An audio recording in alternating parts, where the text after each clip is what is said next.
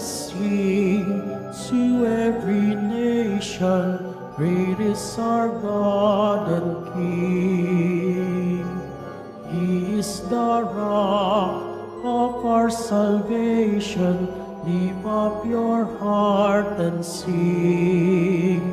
So sing, for we are God's people, for He has shown us His ways. He gathered us to His table to partake of His grace.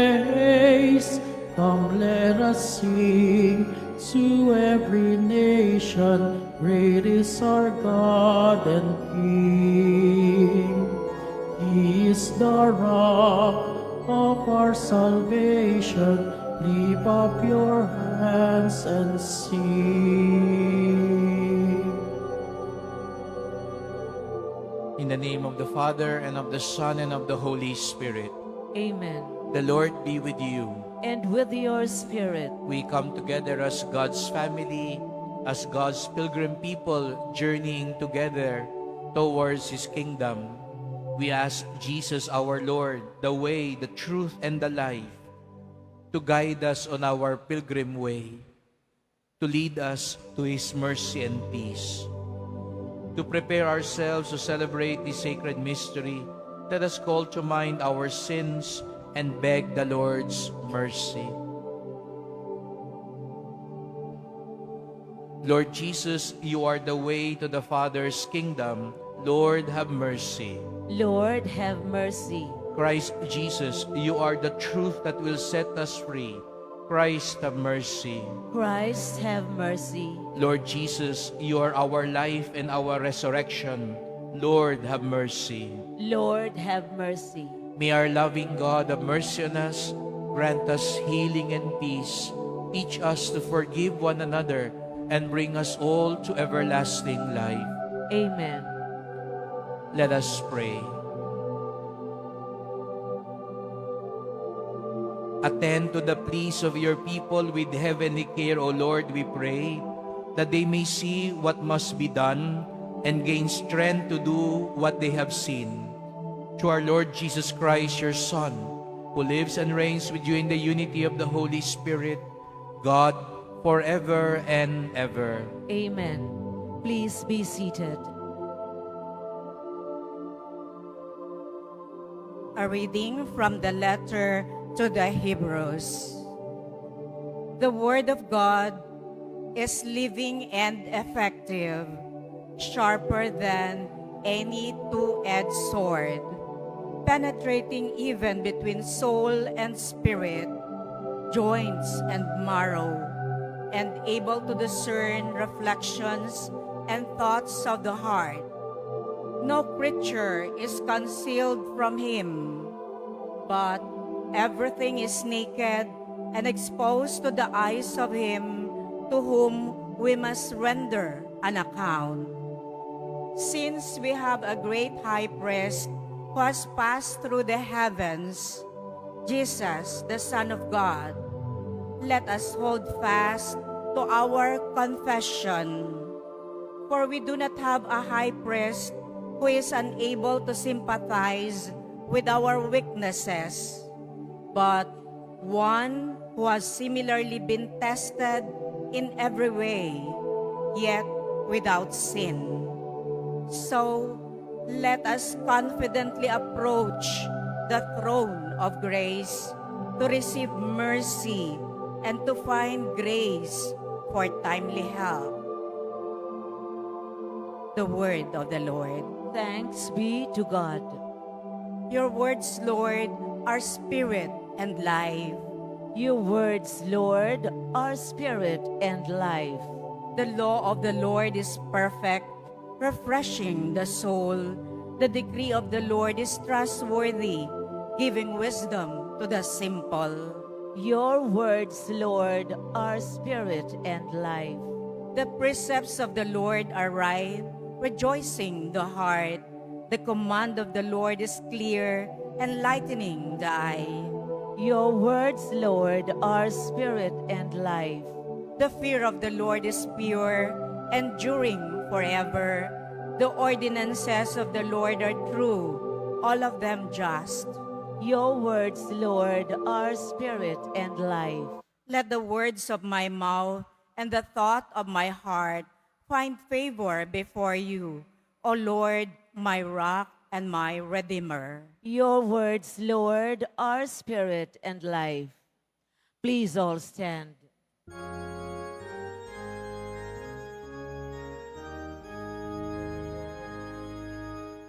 Hallelujah,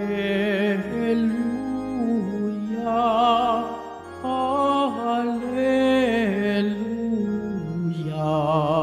hallelujah, hallelujah.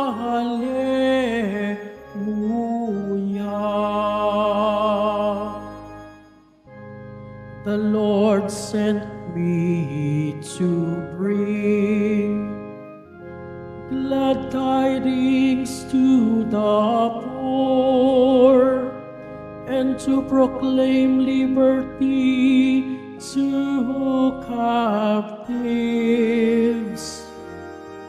Hallelujah,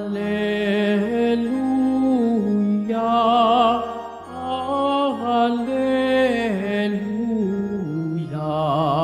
hallelujah, hallelujah.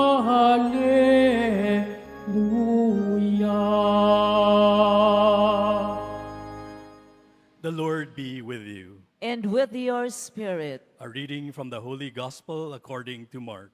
glory to you, O Lord. Jesus went out along the sea. All the crowd came to him and he taught them. As he passed by, he saw Levi, son of Alphaeus, sitting at the customs post. Jesus said to him, "Follow me." And he got up and followed Jesus. While he was at table in his house, many tax collectors and sinners sat with Jesus and his disciples, where there were many who followed him. Some scribes who were Pharisees saw that Jesus was eating with sinners and tax collectors and said to his disciples, "Why does he eat with tax collectors and sinners?" Jesus heard this and said to them, "Those who are well do not need a physician, but the sick do. I did not come to call the righteous, but sinners." The Gospel of the Lord. Praise to you, Lord Jesus Christ. Please be seated.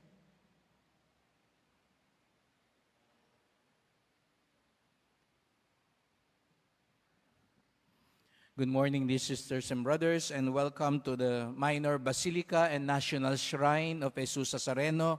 We also pray for those who are joining us online, especially those who are sick and those who are taking care of the sick. And we are all gathered here, and every Saturday we hold our Pilgrim's Mass, taking to heart especially our international devotees who also want to join us in our celebration here at Quiapo. Kaya tayo nagkakaroon ng misa sa English sapagkat alalahanin natin ang dambana ni Jesus Nazareno ay tahanan din ng lahat ng Pilipino, lalo na ang mga nasa ibang bansa, lalo na rin po yung hindi na nakakaintindi ng Tagalog. Kaya ang ating pagdiriwang ay para sa lahat, sapagkat tayong lahat naman po ay mga deboto ng Poong Nazareno. Kaya't bigyan po natin ng papuri, parangal at pasasalamat at palakpak ang ating mahal na Poong Jesus Nazareno.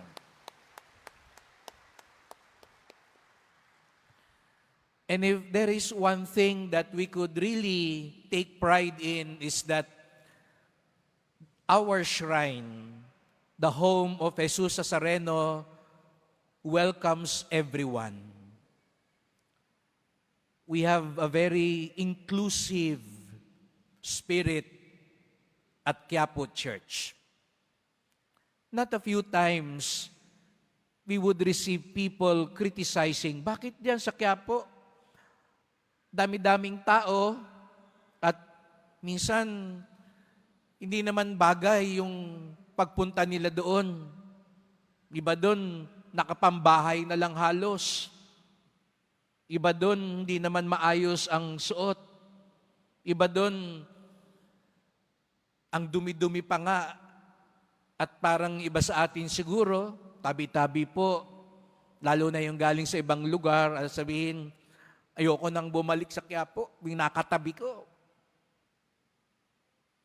Hindi malinis, hindi mabango. Nakakatakot pa minsan ang mga itsura. Alam po natin yan, dito sa Quiapo natatagpuan lahat ng klaseng tao. At siguro nga po, lalo na yung mga nakapustura, sila yung bihirang pumunta rito dahil parang natatakot sila at nangingimi sila. Hindi ko po sinasabi na huwag tayong mag-ayos. Kung kailangan at kaya naman pong mag-ayos at bumihis ng maayos, dapat po. Pero hindi rin natin po maitatanggi, marami sa atin po, yung shorts na suot ng yan ang pinakamaayos nila. Yung sando na suot nila, yun lang meron sila. Lalo na po paggabi, kapag ako'y nandito at nagkakaroon ako ng pagkakataon makausap ang iba, maiintindihan nyo po bakit nagpupunta sila rito at ganoon. At marami sa kanila at home dito sa Quiapo. Siguro nga nasabi nila, Father, hindi kami makapunta sa ibang simbahan kasi para kaming nangliliit. Lahat ng mga mata nakatingin sa amin. Pero sa Quiapo, ano man ang itsura mo, tanggap ka. Ano man ang suot mo, tanggap ka.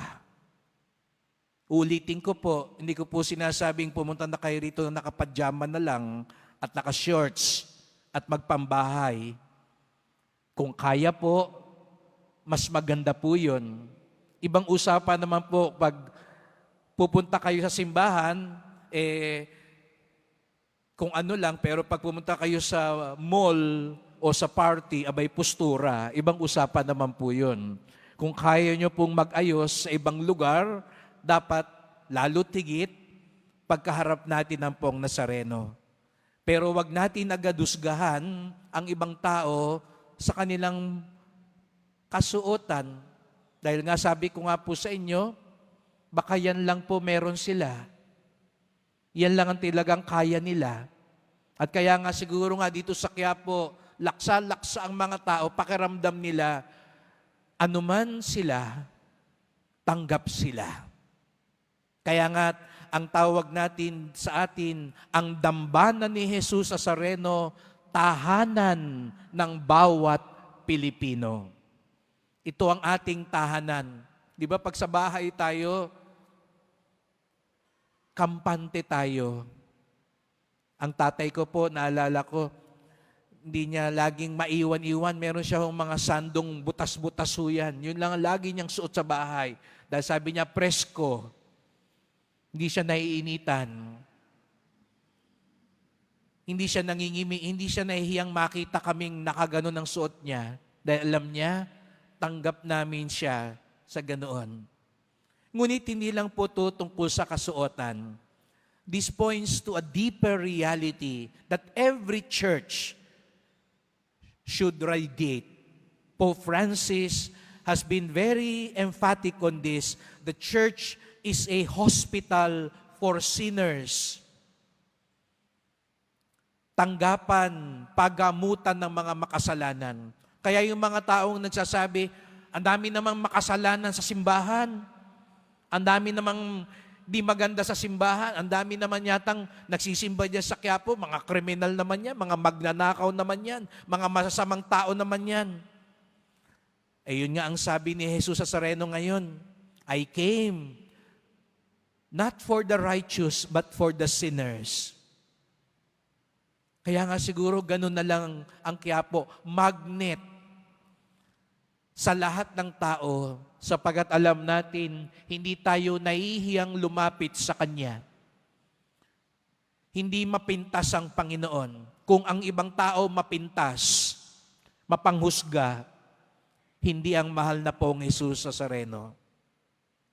But then, sisters and brothers, as we approach the Lord with that confidence that no matter who we are, hindi lang yung pangsuot, kundi ang ating mga sarili. Perhaps we are sinful. Perhaps we are weak. We have our defects. But we dare show up and be present before the Lord because we know He is full of mercy and compassion. Itong mga araw na ito, inaalala natin in 2 beses na dumalaw ang Santo Papa. 30 years ago, si Pope John Paul II na ngayon ay santo na. 10 taon nang nakakaraan, dumalaw sa atin si Papa Francisco. 5 milyon, 6 na milyon.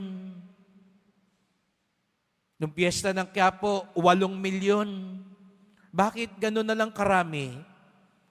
Sapagat malakas ang loob natin, mayroon tayong Diyos na tumatanggap sa atin. Ngunit hindi lang tayo tinatanggap ng Diyos. Tayo rin ay pinagbabago ng Diyos.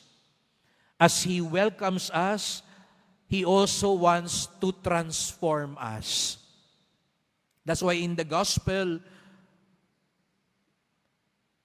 Levi, who is also called Matthew, the tax collector, the sinner, who was welcomed by the Lord, accepted by the Lord, was transformed to become a disciple of the Lord. Ang tunay na deboto, nagiging disipulo. Ang tunay na namamanata, nagbabagong buhay. Ang tunay na nagsisimba, nagbabalik loob sa Diyos.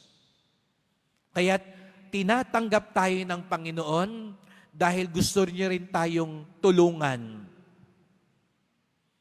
Kung hindi man mabago ang suot natin, dala na rin ang ating kakayanan. Mababago ang ugali natin, dala na rin ang kakayanan ng Diyos. Kaya walang umuuwi galing sa Quiapo na dapat hindi na bago. Hindi man siguro mabago ang suot mo dahil wala ka pa rin pambili ng mas magarang suot.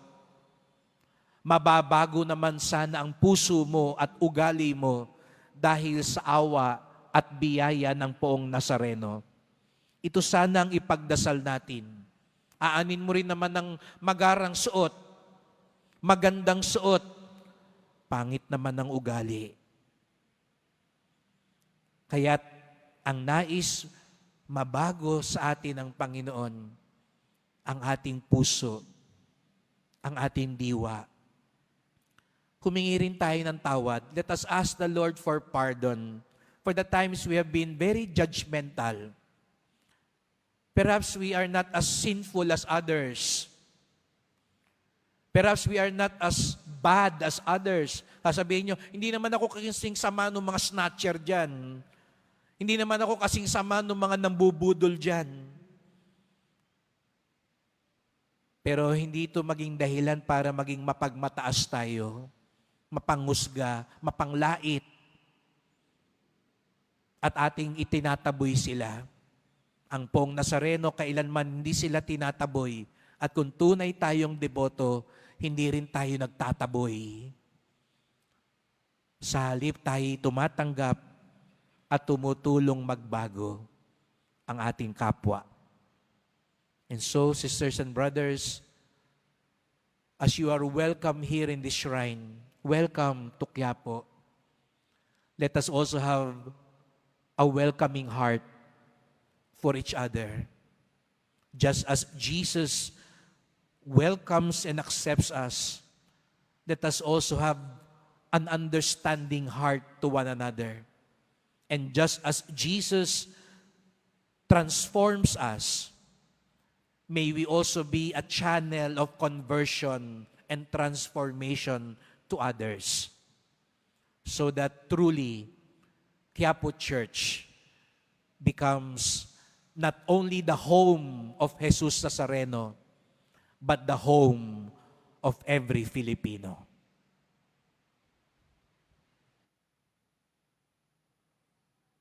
Please all stand.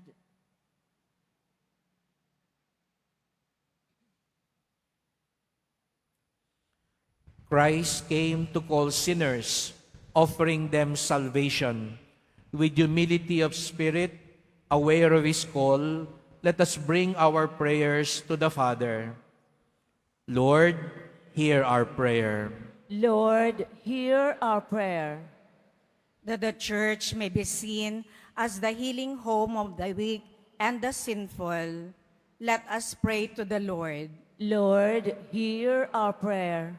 That those who hold public office may be honest and faithful to their duties, let us pray to the Lord. Lord, hear our prayer. That consecrated persons like Mary may dedicate their whole lives to God and to the church through their witness of poverty, chastity, and obedience. Let us pray to the Lord. Lord, hear our prayer. That we may look with compassion and understanding to those persons who are leading sinful lives. Let us pray to the Lord. Lord, hear our prayer. That the dead may experience the saving power of God. Let us pray to the Lord. Lord, hear our prayer. Let us now take a moment of silence to pray for our personal intentions, the intentions offered in this Mass, and all the prayer requests that have been entrusted to our parish. Let us pray to the Lord. Lord, hear our prayer. Heavenly Father, direct the minds of those called to make crucial choices in their lives. Give them an understanding heart, sound judgment, and a burning desire to do what pleases you. We make this prayer through Christ our Lord. Amen. Please be seated.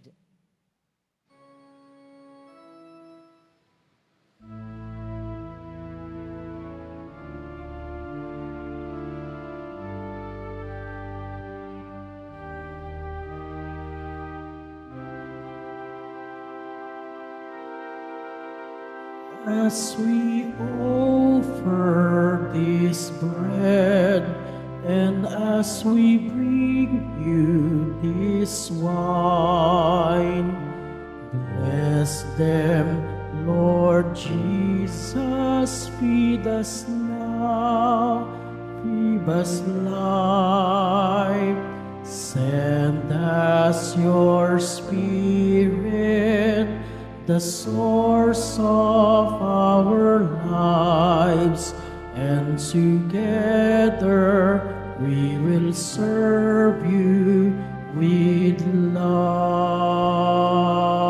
love. Please all stand. Pray, brethren, that my sacrifice and yours may be acceptable to God, the Almighty Father. May the Lord accept the sacrifice at your hands for the praise and glory of his name, for our good and the good of all his holy church. May your people's oblation, O Lord, find favor with you, we pray, that it may restore them to holiness and obtain what they devoutly entreat, through Christ our Lord. Amen. The Lord be with you. And with your spirit, Lift up your hearts. we lift them up to the Lord. Let us give thanks to the Lord our God. It is right and just. It is truly right and just, our duty in our salvation, always and everywhere to give you thanks. Lord, Holy Father, Almighty and eternal God, through Christ our Lord, in Him you have been pleased to renew all things, giving us all a share in His fullness. For though He was in the form of God, He emptied Himself, and by the blood of His cross brought peace to all creation. Therefore, He has been exalted above all things, and to all who obey Him has become the source of eternal salvation. And so with the angels and archangels, with thrones and dominions, with all the hosts and powers of heaven, we sing the hymn of your glorious without end, we acclaim. Holy, holy, holy Lord God of hosts, heaven and earth are full of your glory. Hosanna in the highest. Blessed is he who comes in the name of the Lord. Hosanna in the highest. Please all kneel. You are indeed holy, O Lord, the fount of all holiness. Make holy, therefore, these gifts, we pray, by sending down your Spirit upon them like the dewfall, so that they may become for us the body and blood of our Lord Jesus Christ. At the time he was betrayed and entered willingly into his passion, he took bread and giving thanks, broke it, gave it to his disciples, saying, "Take this, all of you, and eat of it, for this is my body, which will be given up for you."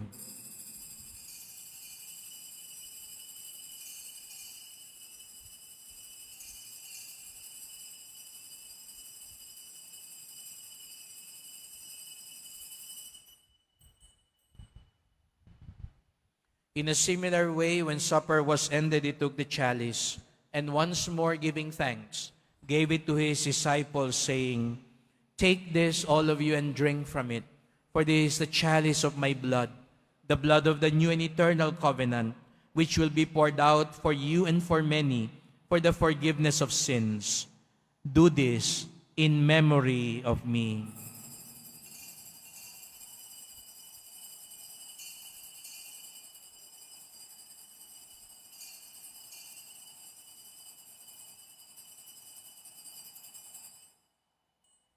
Please all stand. The mystery of faith. We proclaim your death, O Lord, and profess your resurrection until you come again. Therefore, as we celebrate the memorial of his death and resurrection, we offer you, Lord, the bread of life and the chalice of salvation, giving thanks that you have held us worthy to be in your presence and minister to you. Humbly we pray that partaking of the body and blood of Christ, we may be gathered into one by the Holy Spirit. Remember, Lord, your church spread throughout the world. Bring her to the fullness of charity, together with Francis, our Pope, Jose, our Bishop, and all the clergy. Remember also our brothers and sisters who have fallen asleep in the hope of the resurrection, and all who have died in your mercy. Welcome them into the light of your face. Have mercy on us all, we pray, that with the Blessed Virgin Mary, Mother of God, Saint Joseph, our most chaste spouse, and all the apostles and saints who have pleased you throughout the ages, we may merit to be co-heirs to eternal life and may praise and glorify you through your Son, Jesus Christ. Through him, with him, and in him, O God, Almighty Father, in the unity of the Holy Spirit, all glory and honor is yours forever and ever. Amen.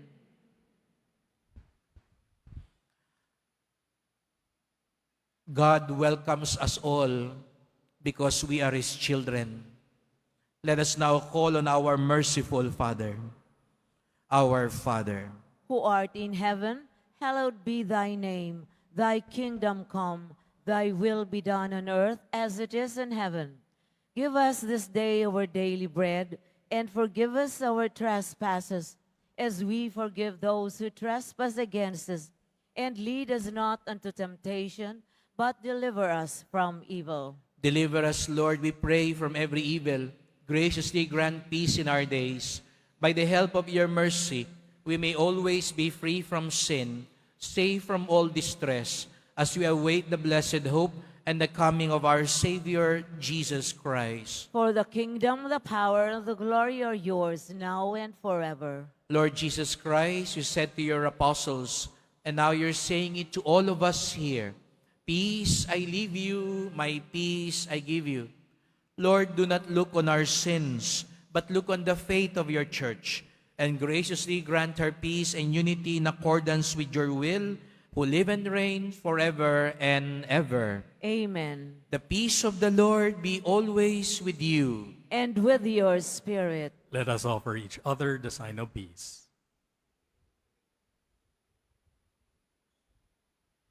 Lamb of God, you take away the sins of the world. Have mercy on us. Lamb of God, you take away the sins of the world. Have mercy on us. Lamb of God, you take away the sins of the world. Grant us peace. Please all kneel. Behold Jesus Christ, our Lord and Savior, He who welcomes and transforms us. He is the Lamb of God who takes away the sins of the world. Blessed are those called to the supper of the Lamb. Lord, I am not worthy that you should enter under my roof, but only say the word, and my soul shall be healed.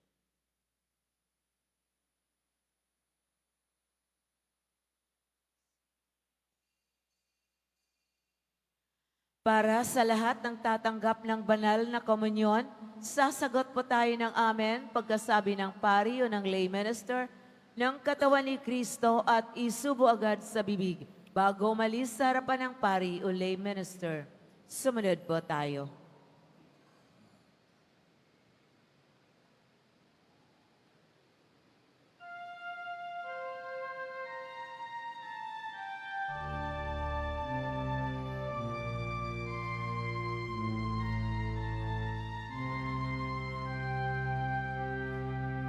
Like a flame, my hope is burning. May my song arise to you, source of life that has no ending.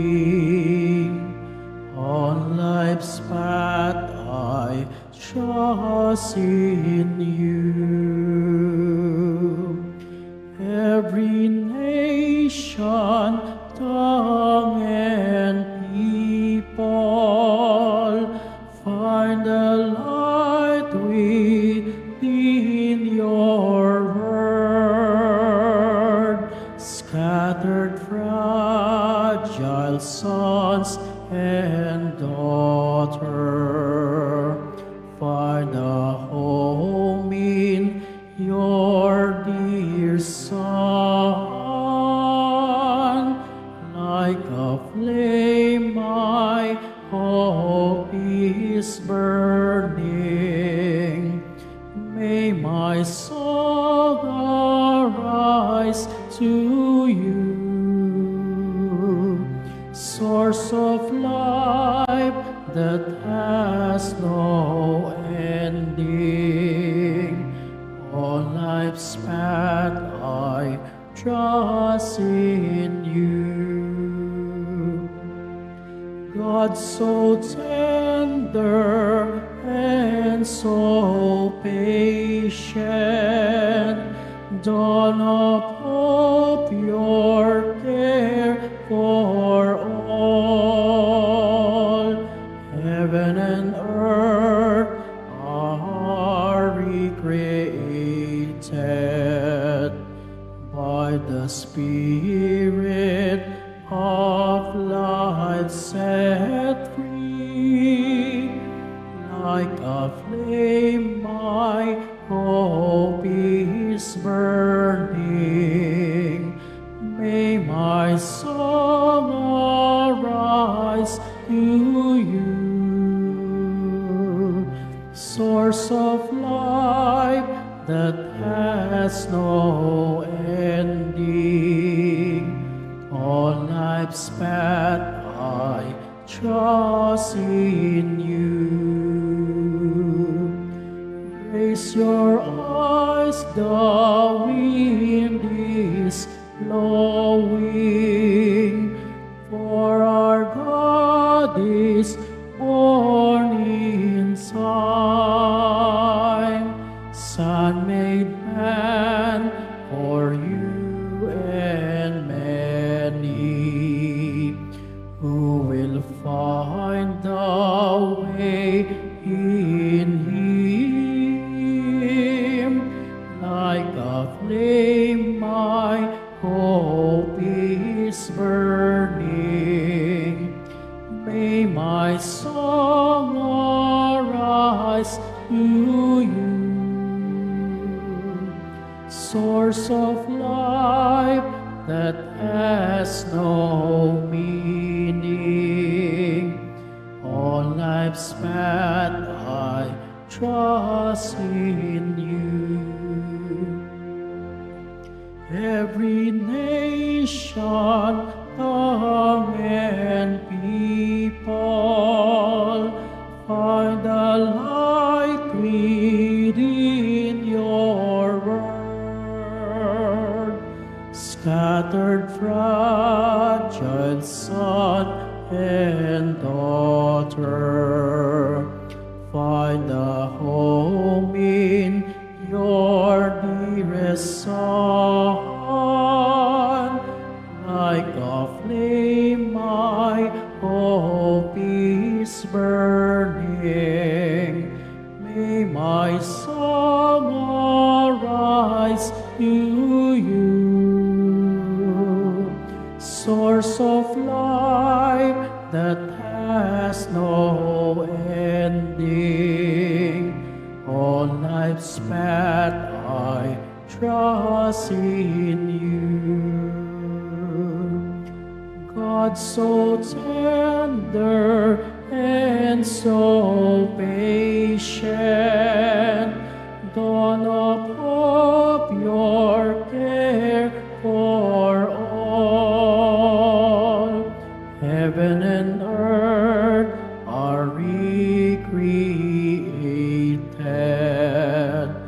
by the Spirit of life set free.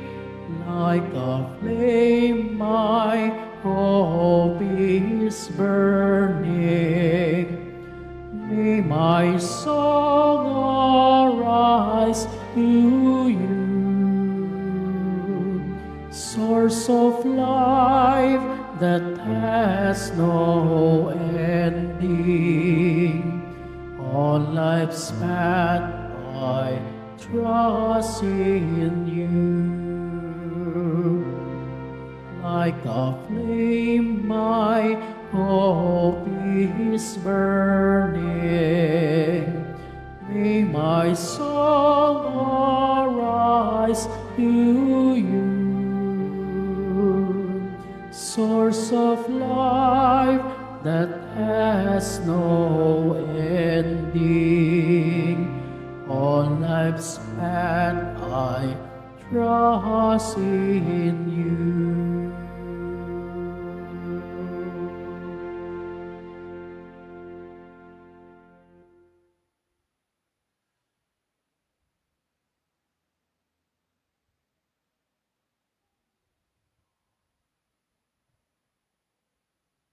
Announcement. Muling ibinabalik ng Quiapo Church ang Iloilo Pilgrimage Batch 2 sa darating na ika-18 hanggang ika-20 ng Pebrero. Halina't magdasal at maglakbay sa iba't ibang simbahan at makasaysayang lugar sa lalawigan ng Iloilo. Ang mga flyers ay available sa ating information card katabi ng ating finance office.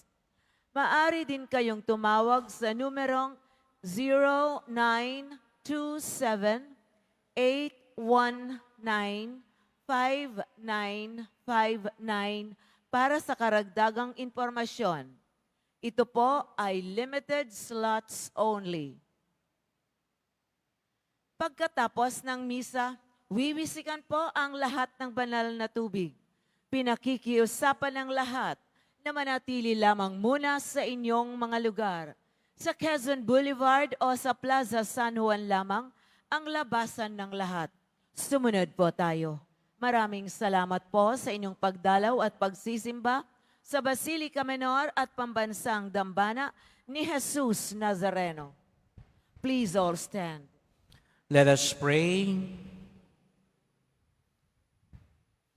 Humbly we ask you, Almighty God, be graciously pleased to grant that those you renew with your sacraments may also serve with lives pleasing to you, through Christ our Lord. Amen. Once again, welcome to Quiapo Church and thank you for coming. And always remember, you are all welcome and you are all at home in Quiapo because our dear Jesus Nazareno accepts you for who you are. And He is very much willing to transform you and help you get up and move forward in life. Tanggap tayo ng Poong Nazareno. At sino man tayo, gusto niya tayong tulungan, baguhin, at lalong mapaangat ang antas sa buhay, lalo na para sa kaligtasan. Kaya salamat po sa pagpunta. Palakpakan naman natin ang bawat isang nandito ngayon. Talagang hindi ho kayo napapagod pumunta dito sa Quiapo. No? Tingnan nyo, puno na naman pa rin tayo. Hindi tayo Biyernes, hindi tayo Linggo, pero nandito po kayo. Yan ay nangungusap kung papaano talaga malakas ang loob natin na handang-handa siya laging tanggapin tayo at hindi tayo pabayaan. At alam ko po, marami ang nandito ngayon, nagpapasalamat. Kaya mamaya pagbaba ko, yung may birthday, yung may wedding anniversary, yung mga nakapasa sa mga exam, nabigyan na ng visa, at nagpapasalamat, bumabalik kayo ngayon, lapit kayo, babasbasan ko kayo.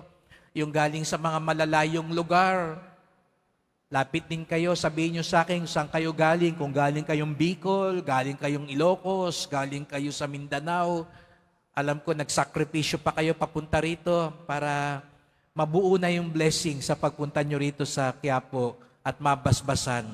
At sama-sama tayong nagdarasal. Tulungan tayo lagi sapagkat hindi tayo bibiguin at pababayaan ng ating Nuestro Padre Jesus Nazareno. And thank you to those who serve at Mass, and thank you for all your help in sustaining our shrine. Jesus always welcomes us because He is our healer and our Savior. He accepts us so that we can be transformed by His mercy and grace. The Lord be with you. And with your spirit. Jesus Nazareno, through the cross, you show the world the enduring love of God to the world. Listen to the prayers of your people, especially for those who need most your help and mercy. May we receive your answer with gratitude. Bless also these religious articles, that we may fervently pray and trust in you. Through this blessing, may we become more obedient, faithful, and of service to you, our glorious Lord, now and forever. Amen. And may Almighty God bless you, the Father, and the Son, and the Holy Spirit. Amen. Go in peace, glorifying the Lord by your life. Thanks be to God.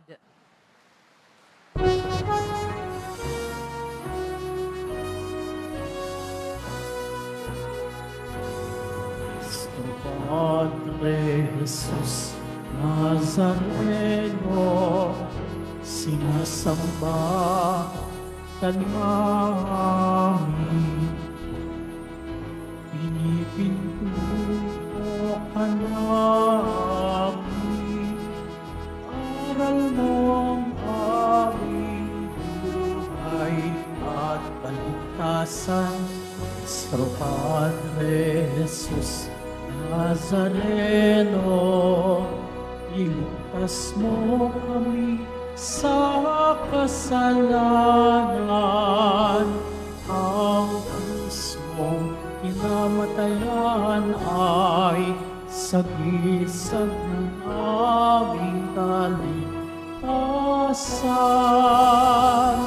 Nuestro Padre Jesus Nazareno, inarangal ka namin. Nuestro Padre Jesus Nazareno, niluluwalhati ka namin. Nuestro Padre Jesus Nazareno, dinarangal ka namin. Padre Jesus Nazareno, nilulwalhati ka namin.